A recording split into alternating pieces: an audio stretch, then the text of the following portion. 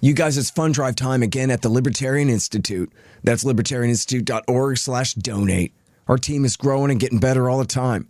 We just published Lori Calhoun's great new book, Questioning the COVID Company Line, Critical Thinking in Hysterical Times, a great collection of essays that she wrote for the Institute. And we've got 5 more books in the works coming soon, not including the one I'm working on now, Provoked, How America Started the New Cold War with Russia and the Catastrophe in Ukraine. The great Teds, Snyder, and Carpenter now write for us. And we've just brought on our new outreach director, Quinn Triggs, to help us all get our stuff out there where people can see it. We run a tight ship here. Your money goes to pay our writers and podcasters to keep doing their work. Simple as that. But we need some, especially you incredibly wealthy people out there listening. Help me pay my guys so we can continue to set the standard for libertarian thought for the next generation. And write it off on your taxes. That's libertarianinstitute.org/donate. And thanks.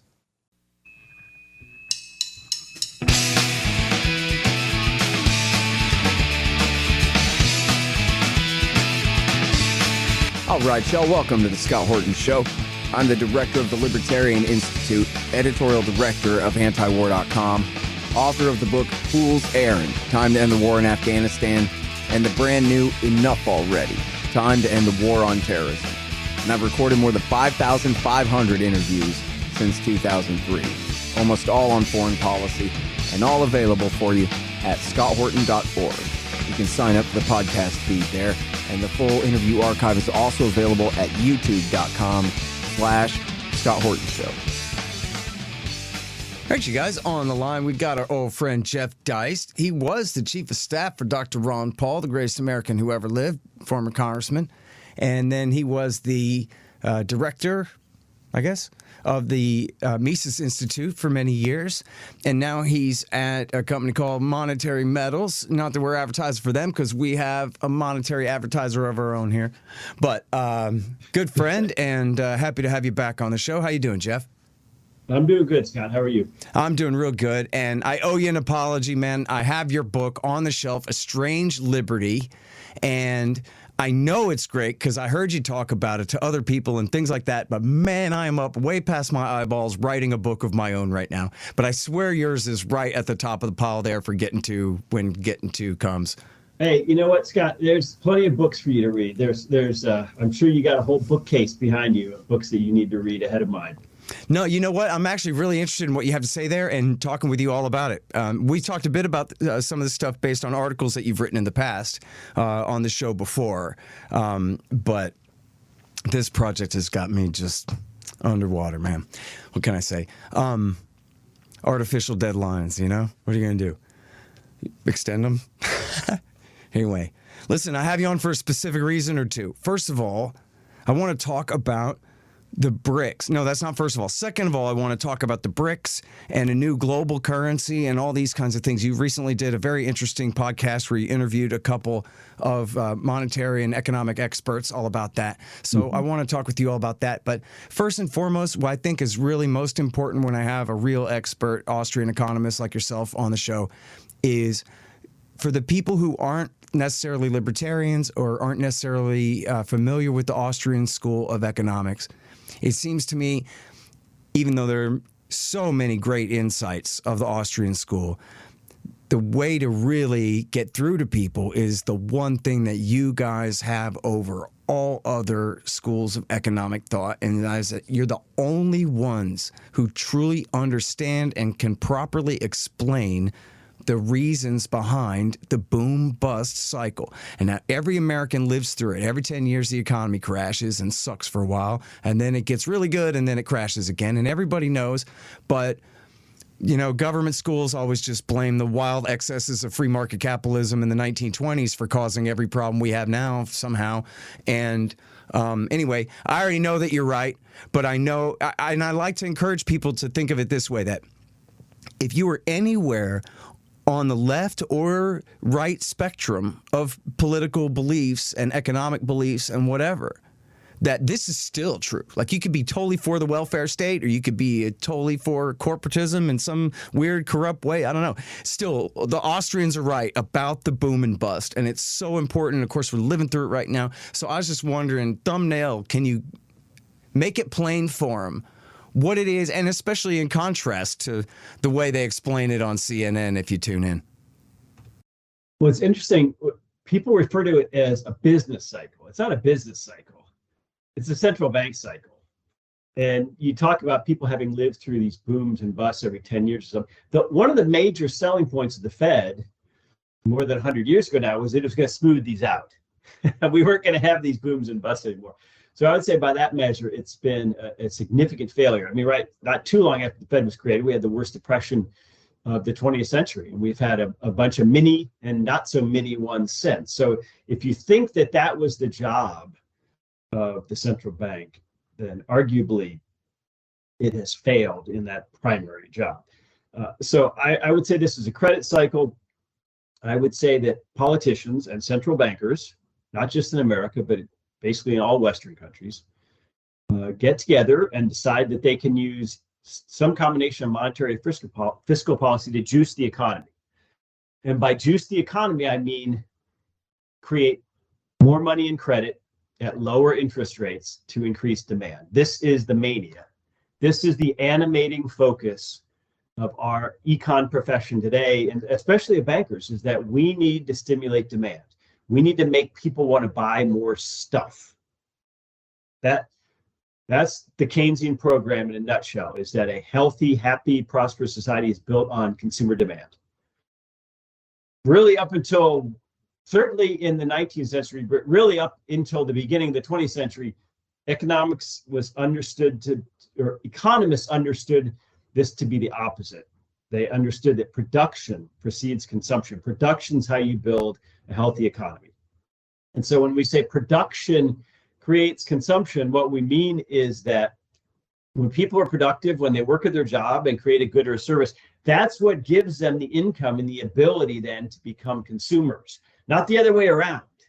The fact that we all want more stuff, well, I guess I shouldn't say that. We're all not these grubby materialists, but in general, you don't have to coax people into wanting more stuff.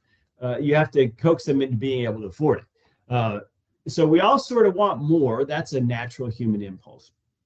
But we can't have more until it's actually produced. So modern economics sets this backwards and uses monetary policy in particular to try to create a lot more credit and a lot more debt as a result, at lower interest rates, and attempts to increase the money supply in a circuitous way by buying back treasury debt that Uncle Sam issued 5, 10, 20 years ago. And as a result, a boom of sorts is created. If you give people a bunch of credit at pretty low interest rates, yeah, they'll take you up on it.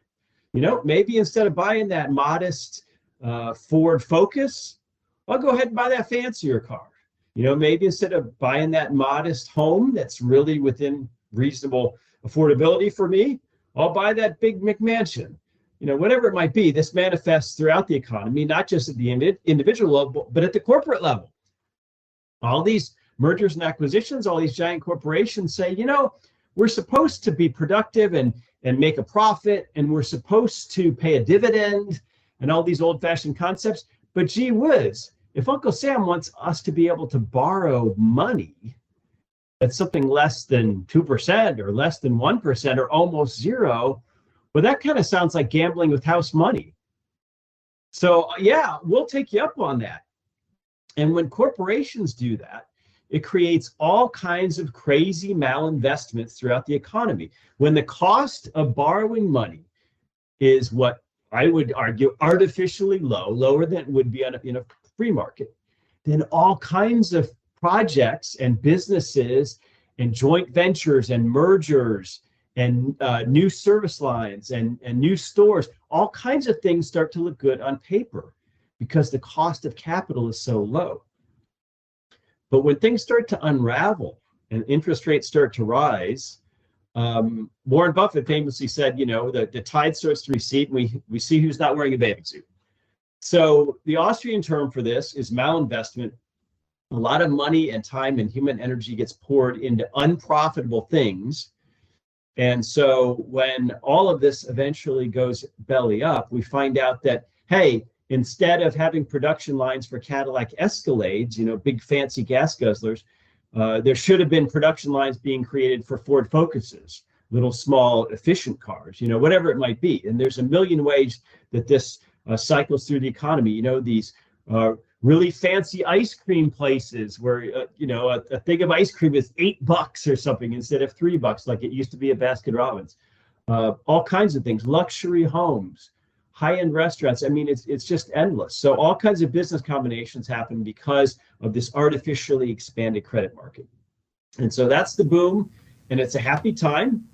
And it really does make some people rich, investment bankers, early investors, early real estate speculators, anybody who gets out and sells before the bust actually is better off at the end of it all. But that's not average people, and that's not the society as a whole. So right now, after all this monetary and fiscal stimulus of COVID, 2020, 2021, Congress was involved in that. The Fed was involved in that, both sides.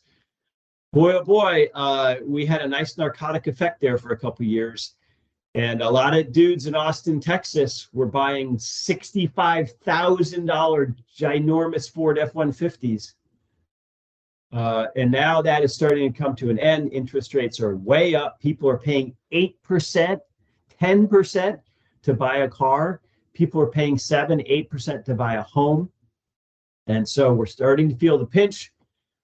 We've seen some tremors like some bank failures. We've seen some tremors like this Fitch's downgrade of the U.S. credit rating earlier this week. And the BRICS currency proposal, which you mentioned earlier, I believe is another tremor. So I fear that we are facing another very unpleasant episode in American financial life that might well be on par with 2008. And let's pray it's not any worse than that. Okay, so this is so important, and this is one of the things that really, helped to make me anti-government as a young man, because I knew about inflation. Everybody knows about inflation. Everybody talks about it all the time. Prices are going up, everything's more expensive. It's so old cliche, what's going on or what's up? The cost of living, and the rich get richer and the poor can't afford to live inside a house anymore and have to live in their car. Everybody's familiar with that, but then it's worse. What you're telling me is that same inflation of the money supply that causes the rise in prices for everybody all the time, it also causes the rise in prices in certain sectors way out of control, like housing and the stock market. And as you were saying, the certain, major firms, they're speculating on land that they need for, clear cutting or quarrying or whatever it is, mining or whatever it is. Everybody starts making bad bets based on that same inflation that drives the prices up for everyone. And then that's what leads to the crash. So like for regular people just living their life with working jobs and living through this and watching the TV version of this, whether it's 99 or 2008 or coming up here real soon when the crash comes, when it does come, is, how do you like that? The economy was humming along and then all of a sudden it wasn't. And then, but so what you're saying is that no, it was kind of a big fake, boom before the very real bust. And that to me is the great insight that even as a teenager was like, see, that's how they get you, And then of course, the biggest corporations and the wealthiest individuals, they get to buy up everybody else's bankrupt property, intellectual and physical, who go bankrupt, who are really doing all the great innovating and everything. So, it's arguable how purposeful this all is. I do give a lot of credence to the idea that the people in charge never read Mises and don't care and don't want to know what a criticism of their policy would look like in any real sense. But I think it's just so important. And then I'm always trying to figure out, so where on the cycle are we?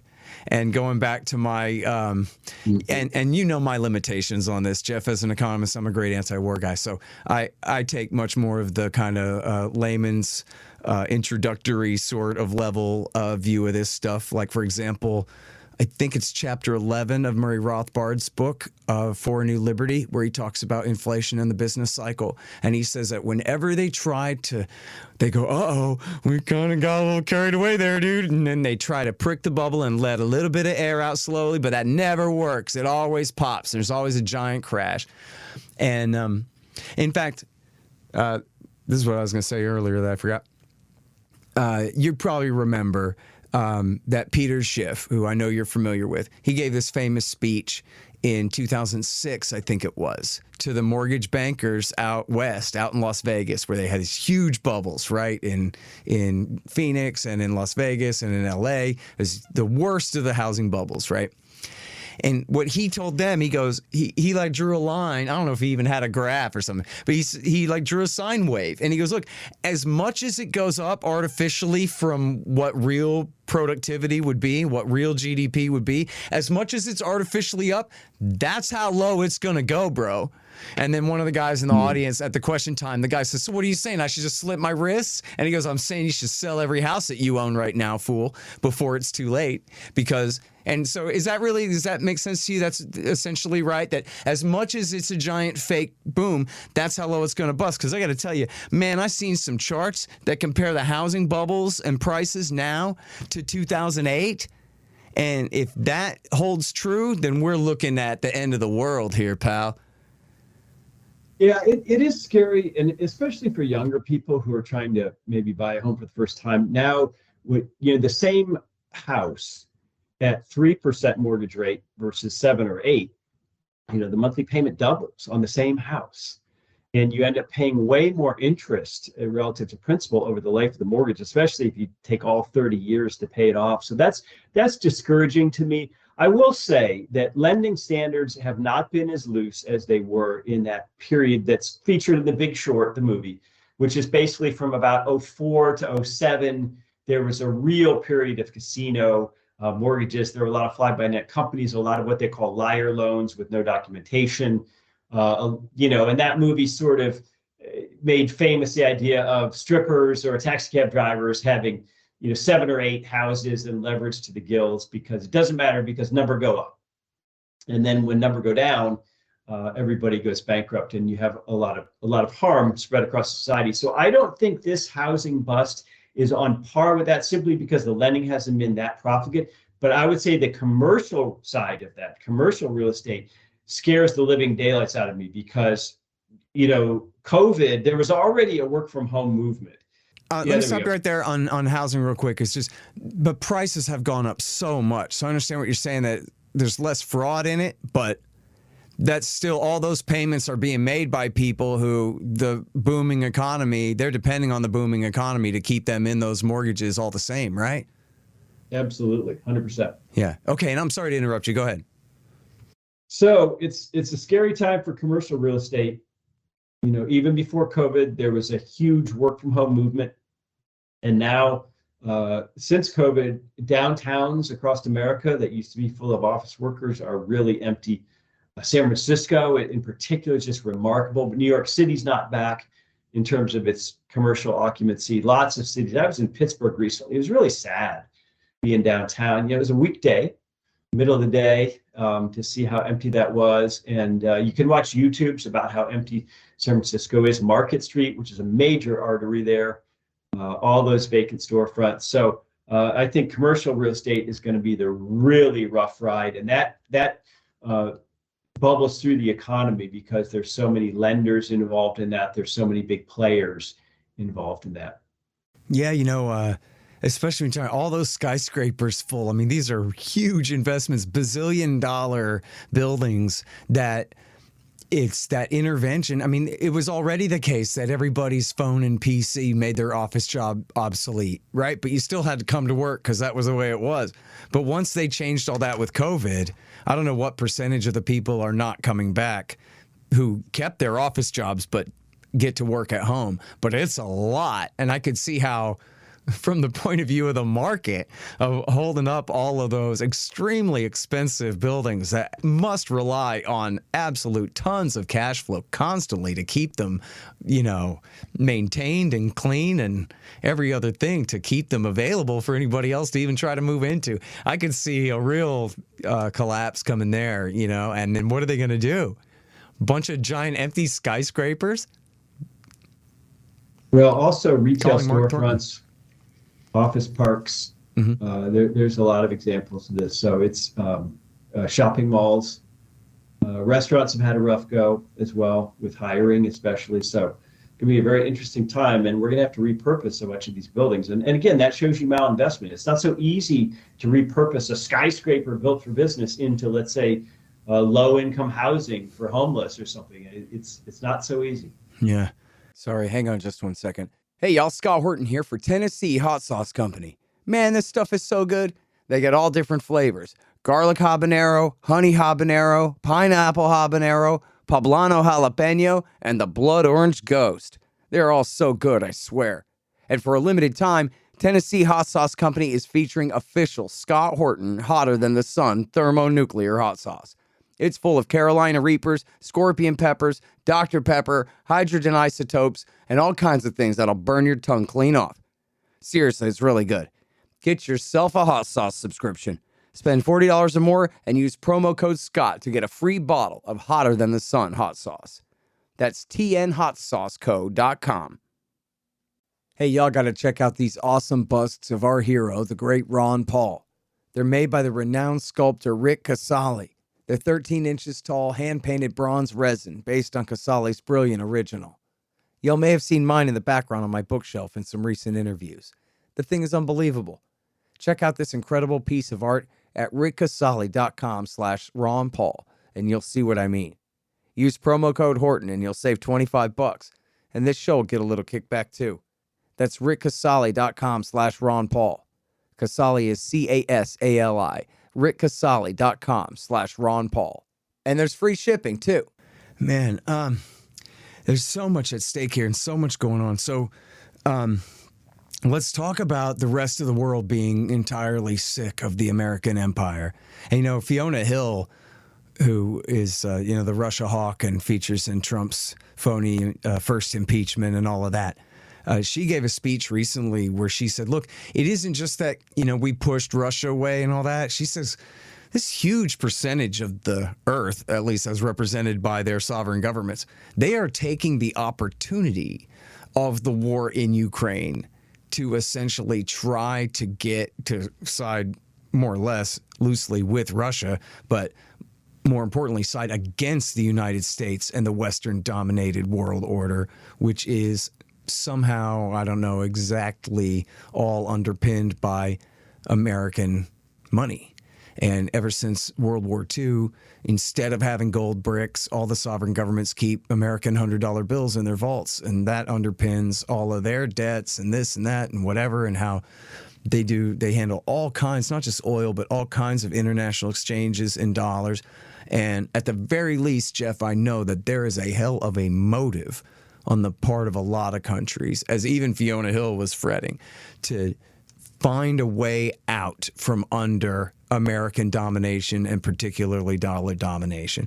On the other hand, every central banker in the world only knows how to do one thing: print money. So why would anybody choose their crappy currencies over our crappy currency? And I've heard it said by rich people who seem to know about these things that, hell, you think America's money gets debased and we got problems with inflation all the time. Look at X, Y, and Z, man. They're an absolute disaster. So you're supposed to come up with some kind of market basket of currencies. I think they talked about that after '08, right? They said, we're going to come up with a market basket of some kind of new global currency to undercut the dollar. But nobody was willing to invest in it because it wasn't going to pay off.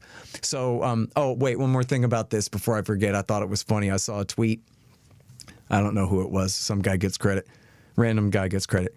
The news story was the Russians told the Indians tried to pay the Russians with rupees for some, I don't know, gas or metal or something.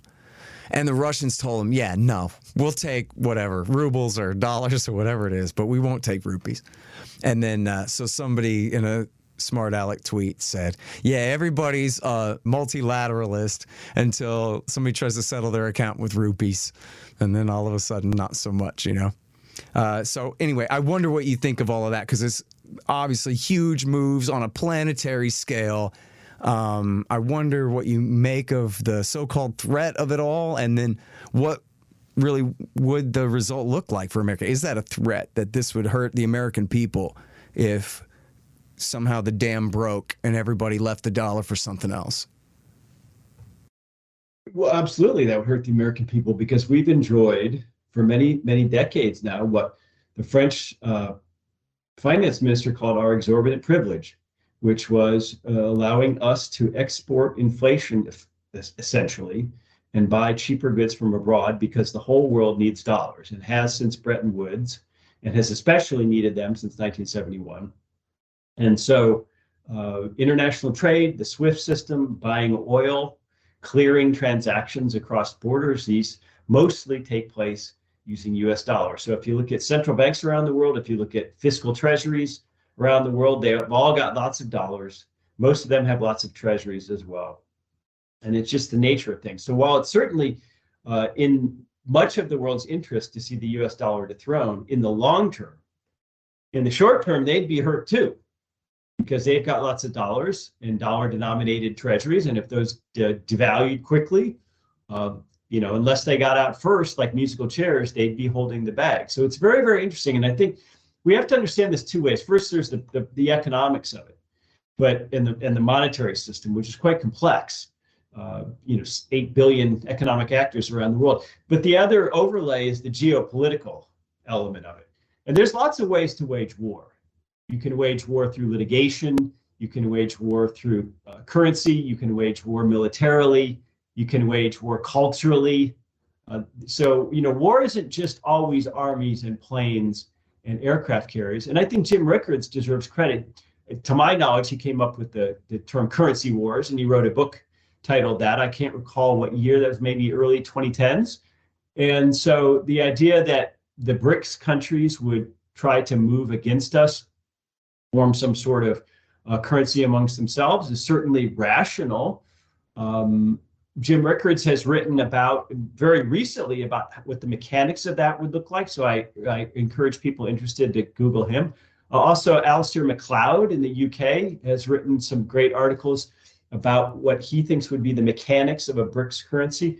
I'm not sold, because first of all, the whole thing's been pretty sketchy. It was announced at a Russian embassy in Africa that this proposal would be entertained at the upcoming August meeting of the BRICS in South Africa. But it was never really confirmed out of Moscow. The Indians have denied it. I think that the Chinese and the Brazilians, I believe, have been silent on it. And of course, none of these countries have been, let's say, frugal with their own central banking. I mean, they all have huge fiscal and monetary policy problems of their own. And Russia's got, you know, problems with sanctions and a declining population and all kinds of things. But nonetheless, it's an intriguing idea that they might form not necessarily a currency that individuals or businesses would use amongst each other and then redeemable in gold. So they're not really talking about a redeemable currency the way you and I might like a gold-backed currency. But I think what they're talking about is a trading currency just between those nations, member nations, settling international transactions between their central banks.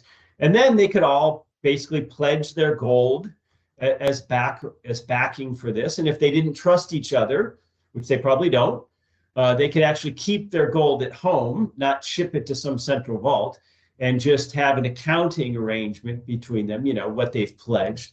That would probably show less dedication to this new idea. But nonetheless, again, you know, the world has been bullied by the US dollar. It has been a tool of empire. It has allowed us to force the rest of the world to dance to our tune. And it has also financed all kinds of military adventurism and wars, in the sense that we're able to sell treasury debt very easily at very low rates of interest, or we have been until the last couple of years, to people all around the world, knowing that worst case scenario, our own central bank will back it up. So we can go back to the Civil War and see before the Fed and see that that was financed by bond issuance, by debt. Certainly World War I was financed by Treasury debt. World War II was enormously financed by Treasury debt. And then, we ran deficits during Vietnam. We ran huge deficits under George W. Bush with our Middle Eastern adventures. So one thing, often unremarked, that our US dollar domination has allowed us to do is spend beyond our means on not just welfarism, but also warfare. Mm-hmm. So there's no question that the US dollar has been weaponized. I know that's kind of a goofy, overused term, but it's true. And the rest of the world, even our so-called allies in Europe, I think have been harmed by that. And in a certain sense, the American people have been harmed by that, because even though it's awfully nice to go to Walmart and there's lots and lots of incredibly cheap stuff there, we get a lot of for our dollar, not so much food anymore, but flip-flops or whatever you're buying at Walmart. But it's made us lazier at home. It's made us less productive at home. It's given us a false sense of material comfort at home. It's given us a false sense of how wealthy we are. And I think in the long run, that is never good for a country or an economy. We pride ourselves here in America. Oh, we're so productive. Our workers are so productive. Our economy is so productive. We're so wealthy. We can bail out the rest of the world. We can give foreign aid to everybody. Mm-hmm. And if they won't take that, we can bomb them. The carrot and the stick. So much of this hubris, I think, in the American psyche is fueled by a false sense of our own wealth. Mm-hmm. Yeah, living wealth is power. Means, that reminds me of the way, how do you like this metaphor? David Stockman says, when we talk about all these bubbles, the 99 bubble, the 2008 bubble, our COVID crisis aftermath that we're living through now, these are the little bubbles on top of the great big dollar deformation bubble since World War II. It sounds like that's what you're describing, is getting away with murder ever since Bretton Woods. Absolutely.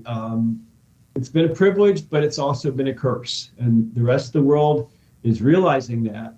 And they're making moves. This BRICS proposal, I mentioned the credit downgrade by Fitch's earlier this week of the U.S. credit. These might just be little tremors, but you put enough of these little tremors together, and I think we all feel that the world order is changing and shifting. And I'm not sure Americans are prepared to have a 21st century which is not the American century. Yeah. So in the last few minutes here, I want to talk about China. This is something that came up in your great interview on your podcast about this. And I'm sorry, what's the name of your new podcast, Jeff?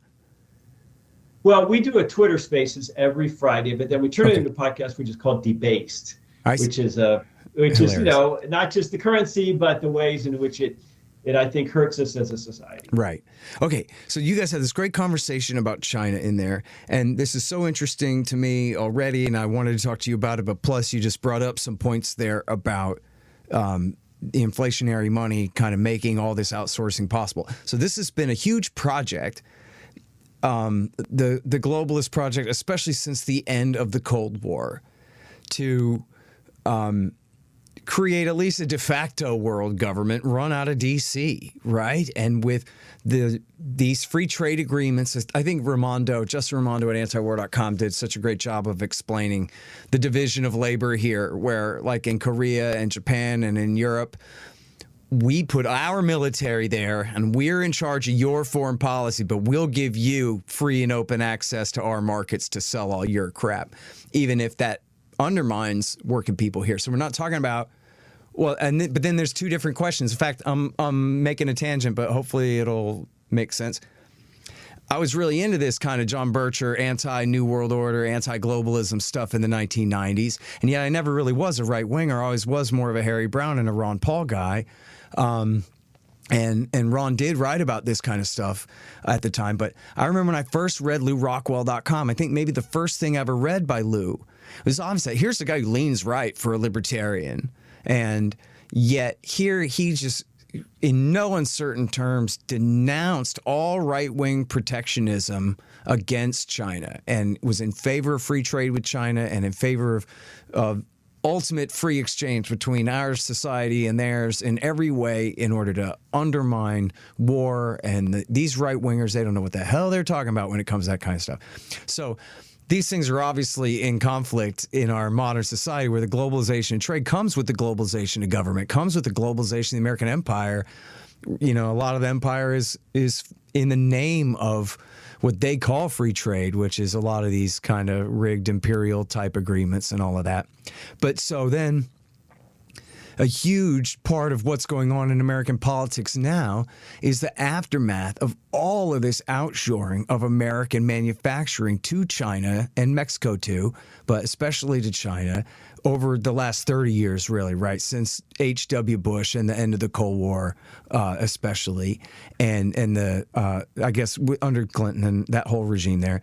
And so, but instead of it being what Lew Rockwell was talking about, where it's just free market capitalism, buddy, and prices and things, we're talking about these massive projects, right? This is the David Rockefeller's dream in his memoir. It was like, this was to create this giant global interdependent government / pseudo free market system, what Bill Clinton calls free markets and democracy, right? And so now we have this huge reaction against that because we didn't have like what the market would have determined to be the proper amount of outsourcing before it cost so many Americans their jobs that they're too poor to buy the crap that the company's importing anymore, right? At that point, you got to stop outsourcing and the market is pushing back. But they rigged it so that now 30 years later, they kind of got away. They call it the whole Rust Belt and everything, right? They just closed everything down. And so it's, you know, anyway, I'm going somewhere with this, right? Which is like the discrepancy between what a real libertarian and a real free trader wants in terms of global trade and capitalism versus what we've had with this neoliberalism instead of libertarianism for the last 30 years here, and the effect of that.